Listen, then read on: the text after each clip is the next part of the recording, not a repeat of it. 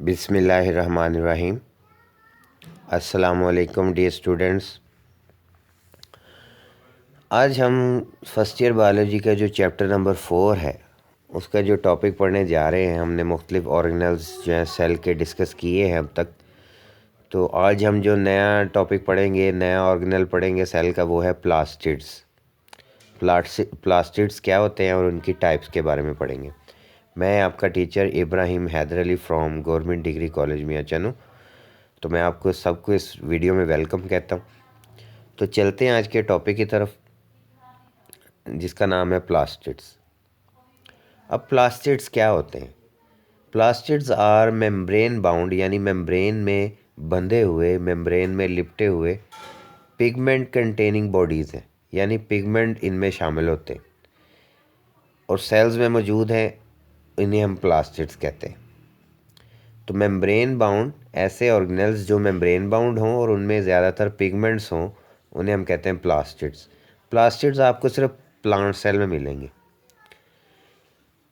अब यहाँ पे जो मेंशन किया है कि इनमें पिगमेंट होता है, पिगमेंट क्या है? पिगमेंट जो है ना, ये बेसिकली ऑर्गेनिक कंपाउंड्स हैं जो लाइट को जज़ब करने की सलाहियत रखते हैं, उन्हें हम पिगमेंट्स कहते हैं।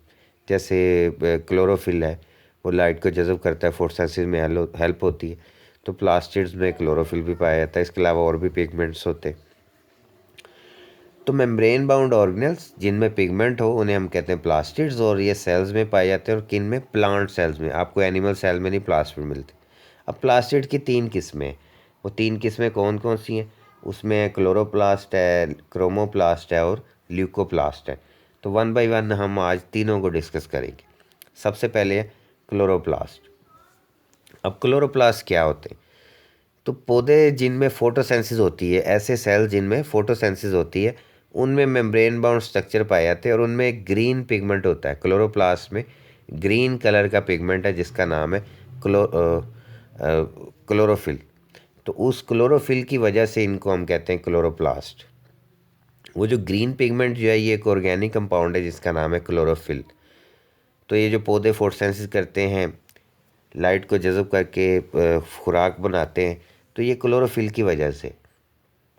तो पौधों के सेल में जिनमें फोटोसेंसिस होती है, उनमें ग्रीन कलर के पिगमेंट वाले ऑर्गेनल्स पाए जाते हैं जिन्हें हम कहते हैं क्लोरोप्लास्ट। और वो जो ग्रीन कलर का पिगमेंट है उसे हम कहते हैं chlorophyll, which help the cell to absorb light energy and utilize it to manufacture food, यानी लाइट को जज़ब करने में मदद देता है और खुराक बनाने में हम मदद देता है।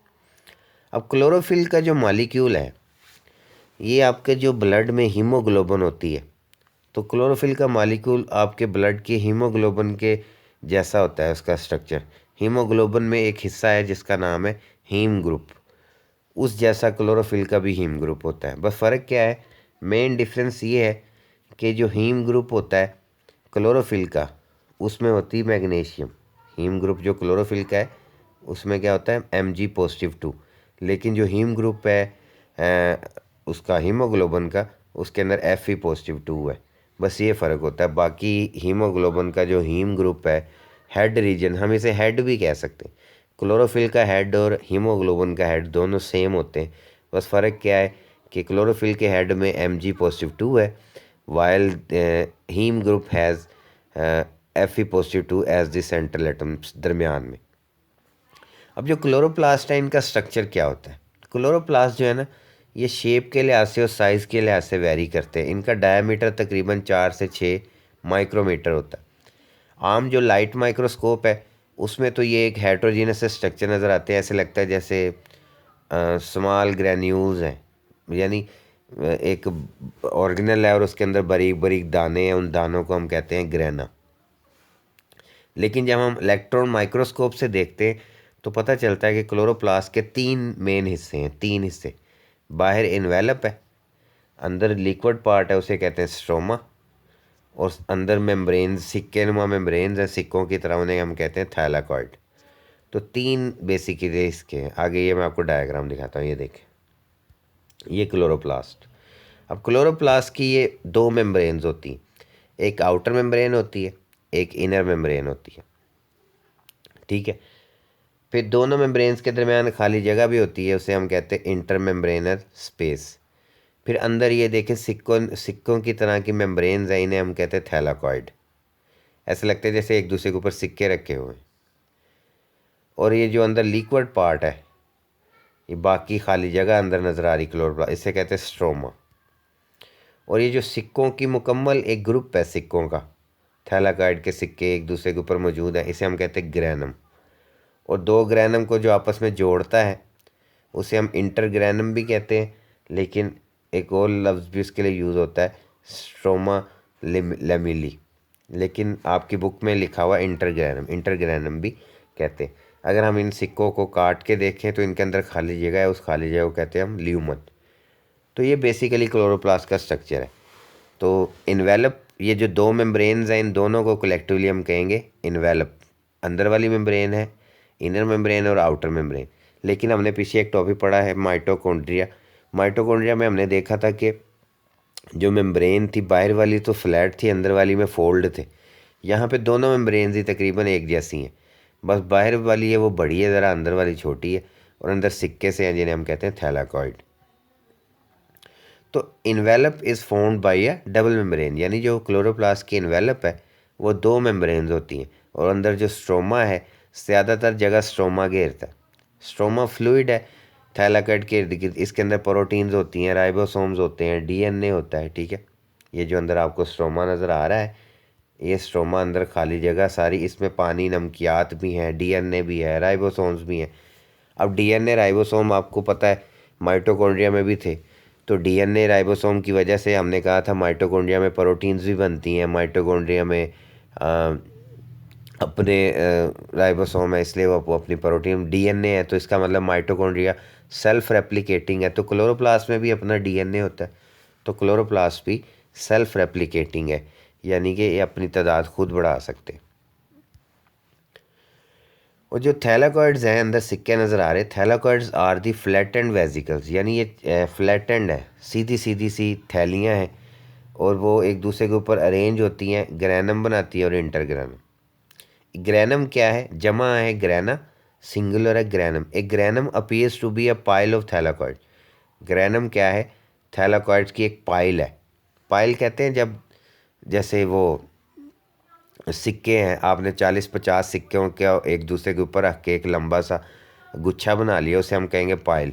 तो यहाँ पे भी थैलाकॉइड की पाइल है। एवरेज क्या है, 50 और मोर थैलाकॉइड्स होती हैं एक ग्रैनम में।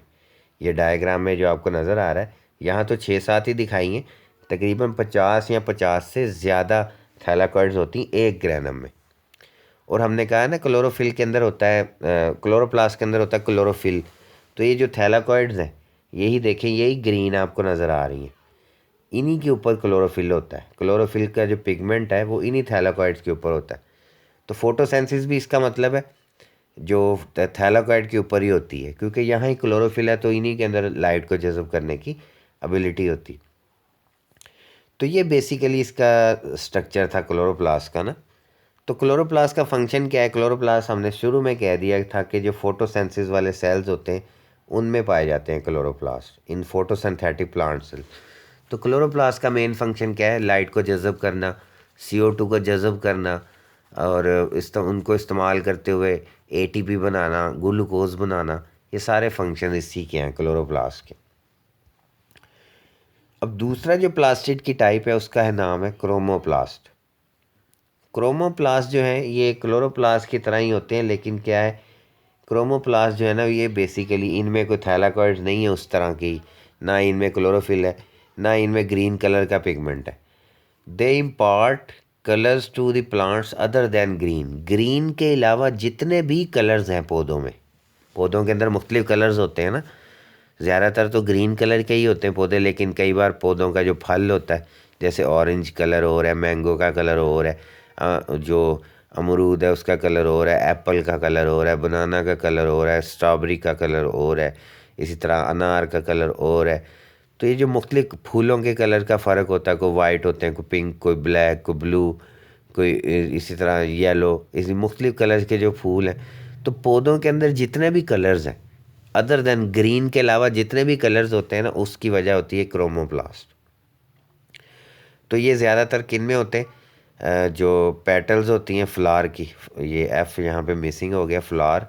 और फल जब पक जाता है, वैसे कच्चा फल सब्ज़ सब्ज़ ही होता है, जैसे जैसे फल पकता है उसका कलर चेंज हो जाता है। तो इन क्रोमोप्लास्ट का फ़ायदा क्या है? क्रोमोप्लास्ट जो है ना, ये बेसिकली सेल के अंदर, पौधों के अंदर पोलिनेशन में हेल्प करते हैं, क्योंकि कलर की वजह से ना हशरात अट्रैक्ट होते हैं, फूलों के ऊपर आके मक्खियाँ बैठती हैं। तो वो जब रस चूसती हैं, हनी बीज हैं जैसे, तो फिर पोलन ग्रेन जो है उनके साथ चिपक जाते हैं। वही मक्खी जब किसी और फूल पे बैठेगी, पोलन ग्रेन उनके साथ दूसरे फूल पे मुंतकिल हो जाएंगे, इसे कहते हैं पोलिनेशन। इसी तरह डिस्पर्सल ऑफ सीड है। डिस्पर्सल ऑफ सीड में अब ये कह सकते हैं कि फल को कोई एनिमल खा लेता है और बीज उसके फेंक देता है, तो बीज बिखर जाते हैं। जब बीज बिखरेंगे तो बीज किसी नमी वाली जगह पे गिरेंगे, नए पौधे निकलेंगे।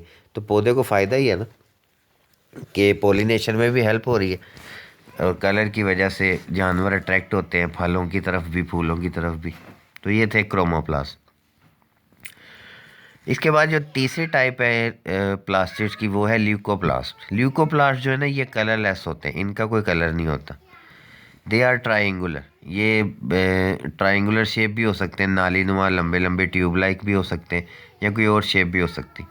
और ये कलरलेस है, यानी इनमें कोई पिगमेंट नहीं होता। फिर ये कहाँ पाए जाते हैं? They are found in the underground parts. ये पौधे के अंडरग्राउंड पार्ट्स में, यानी जड़ों में पाए जाते हैं, रूट्स में पाए जाते हैं। और इनका फंक्शन क्या है? इनका फंक्शन ये है कि ये स्टोर फूड, ये खुराक स्टोर करते हैं। अंडरग्राउंड पार्ट्स में पाए जाते हैं, कोई कलर भी नहीं है, वो खुराक स्टोर करते हैं, यानी स्टार्च वगैरह, लिपर्ड्स वगैरह, ये प्रोटीन्स वगैरह इनमें स्टोर होती हैं। तो ये थे मुख्तलिफ़ किस्म के प्लास्टिड्स। सबसे पहले थे क्लोरोप्लास्ट, क्लोरोप्लास्ट के बाद दूसरे थे क्रोमोप्लास्ट, क्रोमोप्लास्ट के बाद फिर ल्यूकोप्लास्ट। क्लोरोप्लास्ट में हमने कहा कि ये फोटोसिंथेसिस में हेल्प करते हैं, इनका जो स्ट्रक्चर कम्प्लेक्स है, डबल मेम्ब्रेन है, अंदर थैलाकॉइड्स हैं, और वो ग्रुप्स की सूरत में, ग्रैनम की सूरत में। फिर क्रोमोप्लास्ट में हमने कहा कि ये ग्रीन के अलावा जितने भी कलर्स हैं क्रोमोप्लास्ट की वजह से, और इनका पोलिनेशन में रोल है, हशरात को अट्रैक्ट करते हैं। इसी तरह जो ल्यूकोप्लास्ट में हमने कहा कि ये कलरलेस हैं, ये खुराक को स्टोर करने में हेल्प करते हैं। तो ये आज का लेक्चर था, इसको गौर से पढ़ें समझें। कोई भी क्वेश्चन हो मुझे लाजमी मैसेज करें व्हाट्सएप पे, मैं इंशाल्लाह ज़रूर रिप्लाई करूँगा। और मुझे ज़रूर बताया करें, नहीं है आपके पास व्हाट्सएप नंबर तो आप कम अज़ कम मुझे जो कमेंट्स में अपना क्वेश्चन लिख दिया करें वीडियो के नीचे, तो मैं ज़रूर उसका रिप्लाई करूँगा। अल्लाह आप सबका आमीन नासिर हो। इंशाल्लाह नए लेक्चर के साथ हाज़िर होंगे नेक्स्ट और नए टॉपिक के साथ। अब मुझे इजाज़त दें। अल्लाह आप सबका आमीन नासिर हो। अल्लाह हाफिज़।